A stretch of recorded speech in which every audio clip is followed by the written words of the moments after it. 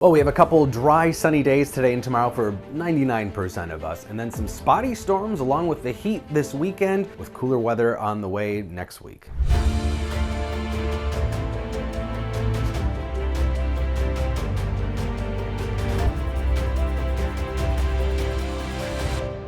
So once again, spotty showers and thunderstorms popping up yesterday, dumping some significant rain where you got those to develop. A large area of an inch of rain around the lakes in South Minneapolis into the Highland neighborhood of St. Paul. Really fascinating sort of setup, more of a tropical setup, just like the last couple of days. Radar estimates of almost 2 inches of rainfall just south of downtown Minneapolis. There was also some hail and of course some wind damage with that too. So this has been kind of a similar scenario, but yesterday was the perfect storm setup. Basically, you had these clusters of pop-up thunderstorms and then their outflow boundaries. You can see those faint lines moving out from them. As the storms clap, those outflows crash together, and that produced one just briefly larger severe storm right over the city yesterday. Now today should be dry. Now the models do pop up 1 or 2 showers in southeastern Minnesota, but I think most of us will stay dry.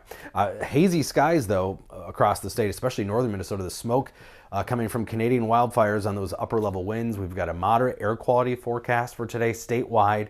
Just like the last couple of days, the air quality has not been quite green, not quite good, not unhealthy, but definitely a little bit elevated because of some of that smoke. So you can see some of that gray haze, but you can also see some of these little ridge rider disturbances that I've been talking about the last couple of days and that are going to become the focus for thunderstorm development potentially at times for some of us this weekend on the edge of that heat as it moves in. Still looking at a heat index that could be in the triple digits here Sunday. Now, will we hit 90 each Saturday, Sunday, and Monday? It's possible, but it's also possible that if we get some of these random thunderstorms to develop, that could keep parts of the state cooler for parts of that 3-day period. Either way, the heat's moving in, but Minnesota's going to be on the edge of the heat dome or the thermal ridge, and we'll have these little disturbances. I've kind of drawn on yellow dashed lines. This is Friday night setup. And each one of those, as they come by, will produce mainly some overnight thunderstorm chances, because during the day we're capped, meaning it's too warm aloft, but at night we get the low-level jet stream to develop, and that can help produce more elevated thunderstorms where it's a little easier to get them to develop rather than during the day when we've got that cap in the middle layers of the atmosphere.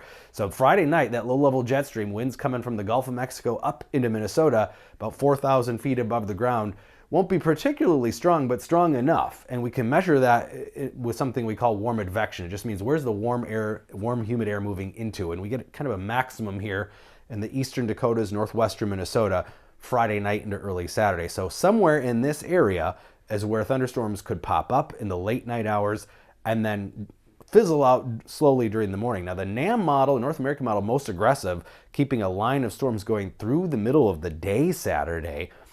That's an outlier scenario. Most of the models don't do that. Here's the high resolution rapid refresh model.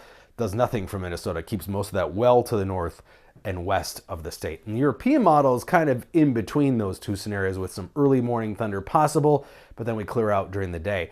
And there's a difference in the wind gusts. The NAM model has some of those severe wind gusts across western Minnesota, but again, the HRR model clear for the state.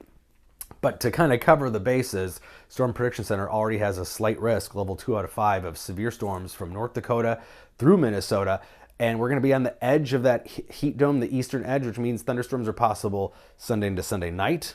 Already looking at the slight chance of maybe some strong storms. And then again, Monday, similar area, starting to shift a little bit to the southeast. And then cooler, drier air will move in for Tuesday, Wednesday, Thursday. But we do have these isolated to spotty thunder chances. Definitely no washouts here for the weekend. And again, the best chances are going to be late in the night, early morning hours, and primarily the northern half of Minnesota, where they'll be just north of that cap. Better chances of seeing some of those storms. Very difficult to predict and time out these storms past 48 hours. So the Friday night, early Saturday scenario is starting to come into a little bit of a clearer picture right now, but something to stay tuned with. It is going to be hot and humid regardless, but there will be some of those isolated to spotty storm chances too.